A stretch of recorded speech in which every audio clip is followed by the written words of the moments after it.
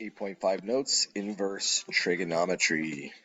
Today we're going to be talking about how we can use inverse trigonometry to solve for missing angle measures in right triangles. Before, we were always using trigonometry to solve for missing sides of right triangles. When we solve for missing angles in right triangles, missing angle measurements, we want to use inverse trigonometry, and I'm going to be showing you how to do that. Make sure everything you see in the video goes in your notes. Inverse functions in math typically mean the opposite. For example, what is the inverse of addition? Hopefully you're thinking subtraction. How about what is the inverse of multiplication? Hopefully you're thinking division, and you would be right. Those are called inverses. Just think of them as opposites, right? Sine, cosine, and tangent are trigonometry functions. They also have inverses, and that's what we're going to learn about today. What are these inverses and how can they be used? So trig inverses, the inverses of sine, cosine, and tangent, we only use these when solving for angle measures. Okay, make sure all this information gets down. So for example, the inverse of sine is this written right here. Now, normally, you want to say sine -1. It looks like it just reads sine -1. That's not how we pronounce it. The little -1 almost looks like an exponent. It's not an exponent. What this means is it's a notation for inverse. So the way we would read this is the inverse of sine. The way we read this one is the inverse of cosine. And the way we read this one is the inverse of tangent. And I'm going to show you what we mean by that. So you can see here for this example, we have a right triangle in which we know the lengths of all three sides, but we don't know any angle measures outside of the 90-degree angle. So I'm going to show you how you can find the angle measure of this angle that's labeled theta right here using any two sides of the right triangle. Now, you can see we know three sides, right? We have 3, we have 4, and we have 5. So it doesn't matter actually which two sides that you use. You just have to use the correct trigonometry ratio. That's all. So for example, 3 is side 3 here is the opposite side to angle theta across the triangle, right? Side 4 here is what we call the adjacent side. That's right next to angle theta. And then, of course, we have side 5 here, which is what we call the hypotenuse. That's across from the right angle. So we can actually use any combination because we know all three sides. We could say sine, opposite over hypotenuse. You could do cosine, adjacent over hypotenuse. Or we could say the tangent ratio because we know the opposite and adjacent. If we know all three sides, anyone will work. So let's just use the tangent ratio, I guess. Just randomly picking one. And we're going to say that the tangent of angle theta, like we always have, is always equal to the opposite side divided by the adjacent side. That's our tangent ratio. So angle theta is here. That's what we're actually solving for here. We have the opposite side to angle theta, which is 3, and we have the adjacent side to angle theta, which is 4. So let's go ahead and plug that information in. We have the tangent of angle theta, which we don't know, is equal to the opposite side 3 divided by the adjacent side 4. So let's take a look at our calculator. 3 divided by 4, 3/4, right? 3 divided by 4 gives me a decimal of 0.75. So what this is saying is that the tangent of some angle, the tangent ratio of some angle that we're trying to figure out is equal to 0.75. Normally, we would get that decimal ratio by plugging in the degree measure, right? Well, now we have to do the opposite, right? So we're going to say the tangent of some angle theta is equal to 3/4. So in order to figure out what this angle is, let me go and erase that since we already have it written.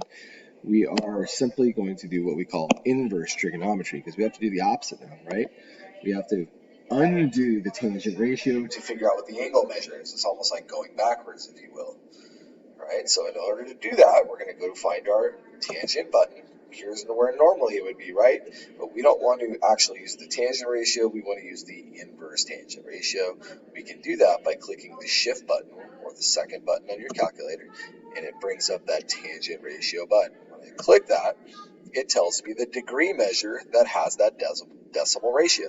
So the degree measure that has a tangent ratio of 0.75 is 36 point, and then obviously we're going to round this degree measure. We're going to not going to write that all out, so we'll round it to the tens place. We can say 36.9 degrees. So we show that on our paper. We're taking the inverse tangent of both sides. So we're just going to use parentheses over there, just like that.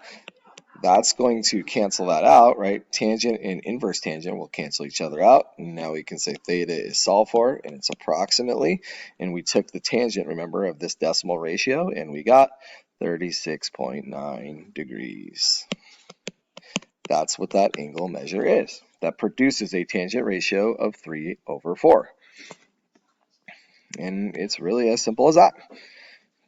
Let's go to another example here. Again, make sure it goes on your paper. We are solving for an angle measure. So this is the angle which we'll be solving for. It's labeled with a question mark, but we can label it with the symbol angle theta.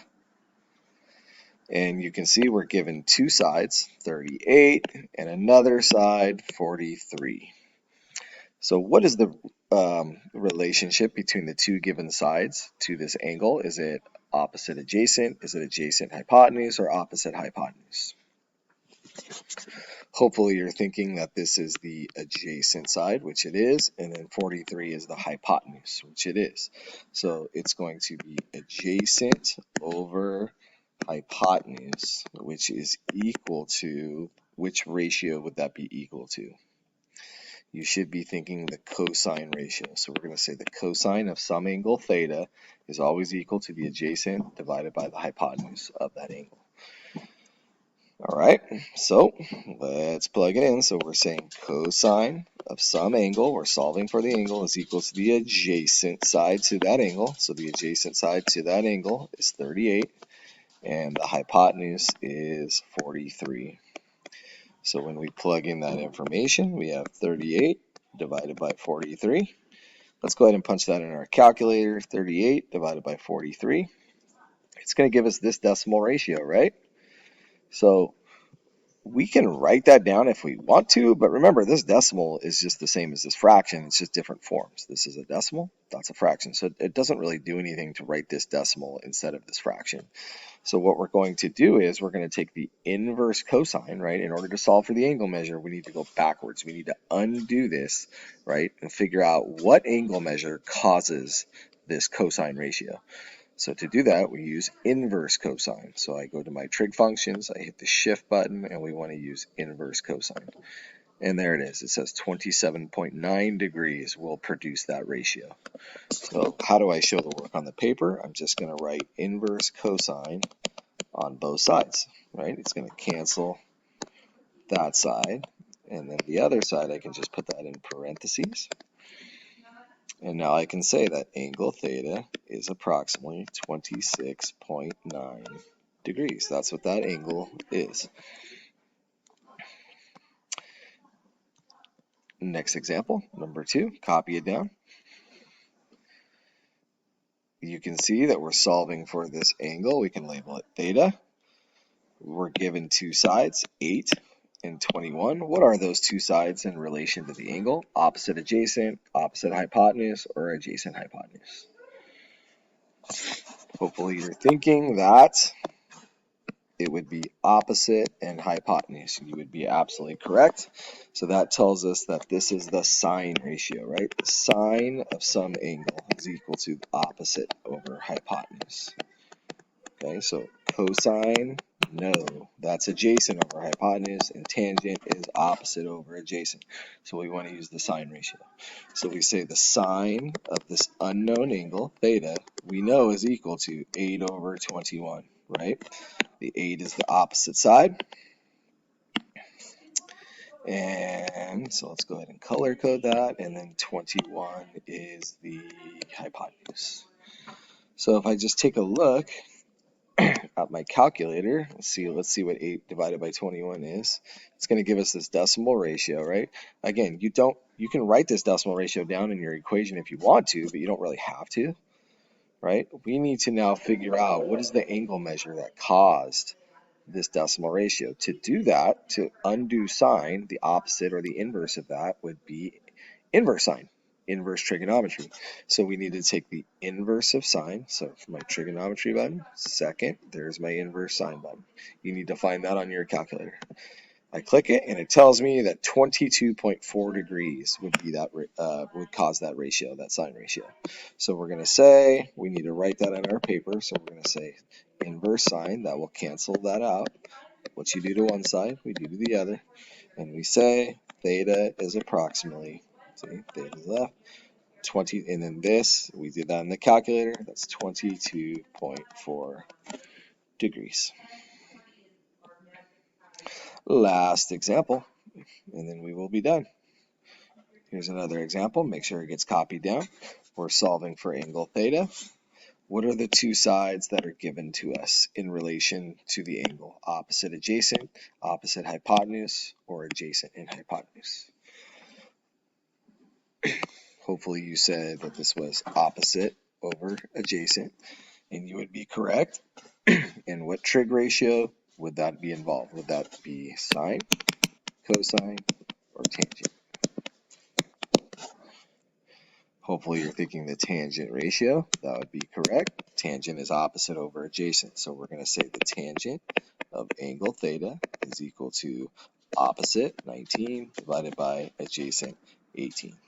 19 over 18. Okay, now we're solving for an angle measure, so we're going to use inverse trigonometry. So we just take our calculator and we just punch in 19 divided by 18. That gives us that decimal ratio, right? You don't need to write this down on your paper because it's the same as the fraction. And then we're just going to take the inverse tangent of that value to go backwards to see what the angle measure would be, right? So I'm going to go to my trig functions, shift, inverse tangent, 46.5 degrees. And it's really as simple as that. So we're going to write on our paper to show the work, inverse tangent, that cancels that. And then we're going to take the inverse tangent of that decimal ratio, which gives us theta is approximately 46.5 degrees.